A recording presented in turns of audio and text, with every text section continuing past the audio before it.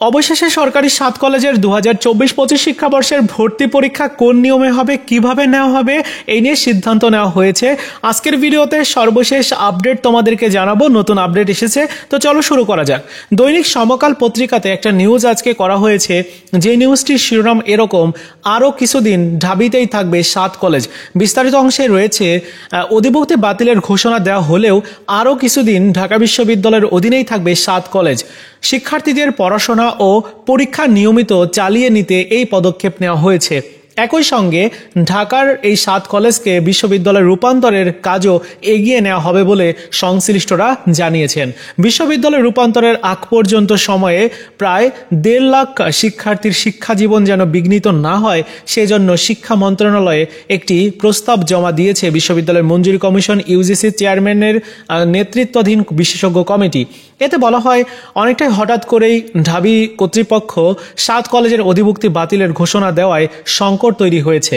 সামনে কলেজগুলোর ভর্তি পরীক্ষা আসন্ন, এছাড়া শিক্ষার্থীদের চলমান ক্লাস এবং পরীক্ষাগুলোকেও চালিয়ে নেওয়া জরুরি। এমত অবস্থায় 7 কলেজকে বিশ্ববিদ্যালয়ে রূপান্তরের আগ পর্যন্ত সব ক্লাস পরীক্ষা ঢাবির অধীনেই সম্পন্ন করা যেতে পারে। কমিটির প্রস্তাব অনুসারে 7 কলেজের পরবর্তী ভর্তি পরীক্ষা অর্থাৎ 2024-25 সেশনের ভর্তি পরীক্ষা ঢাবিই নিবে।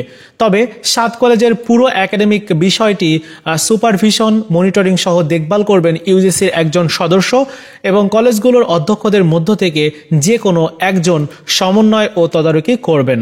অর্থাৎ 2024-25 শিক্ষাবর্ষের ভর্তি পরীক্ষা ঢাকা বিশ্ববিদ্যালয়ের অধীনেই হবে।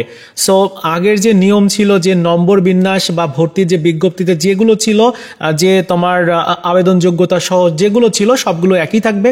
হয়তো আবেদনের যে ডেট সেটি পরিবর্তন হয়ে যাবে, আবেদন করার জন্য সময়সীমা বাড়ানো হবে, আর যারা অ্যাপ্লাই করতে পারেনি তাদেরকে আবেদন করার জন্য সুযোগ দিবে।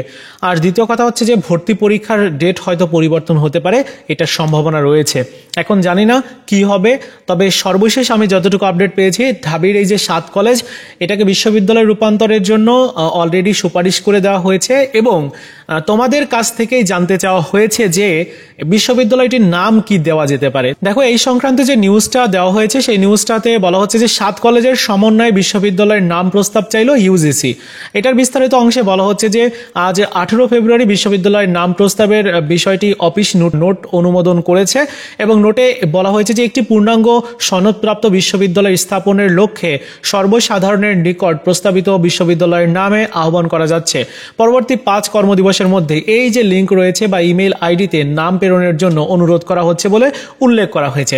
অর্থাৎ এই ইমেইল অ্যাড্রেসে তোমরা তোমাদের ইচ্ছা মতো নাম তোমরা দিতে পারো, যে 7 কলেজের যে নামটা কি নাম হতে পারে। তো এই হচ্ছে বিষয়। এখন তোমাদের ভর্তি পরীক্ষার বিষয়টি তো জানতে পারলে যে ঢাবির অধিভুক্তই হবে ভর্তি পরীক্ষা, মানে ঢাকা বিশ্ববিদ্যালয়ের অধীনেই হবে।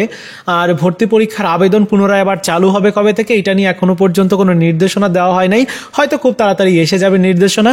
আর ভর্তি পরীক্ষার পরবর্তী যদি কোনো ডেট দেওয়া হয় অবশ্যই আমি তোমাদেরকে জানিয়ে দিব। এই ছিল আজকের মতো ভিডিও, দেখা হচ্ছে নতুন ভিডিওতে।